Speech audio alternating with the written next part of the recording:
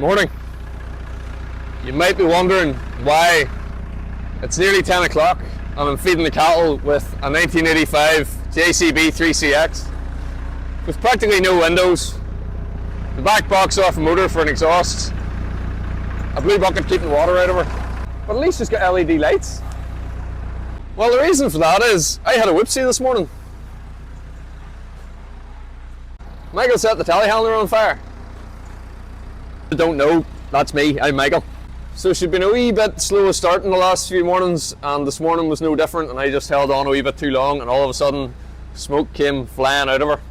So the good news is I got a bucket and I filled it with water, and I could see a wee flame down in here at the starter motor that lives down in there, and I got it out before it spread too far, but she's not turning over now at all.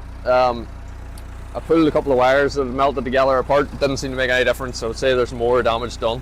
Which also doesn't solve the mystery of how this happened in the first place. So, our Manitou is going to get a wee power hose, which is sort of overdue anyway. Look at the state of it. Like, I don't pretend to be particularly tidy. I do my best, but my best often isn't really good enough.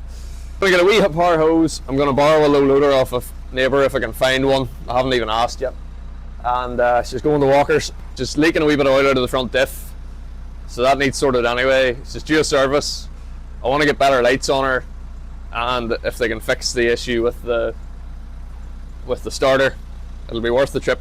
But in between times we're back to the future, because this digger is how I did all my feeding before I bought that telehandler 2 years ago, and it is some yoke.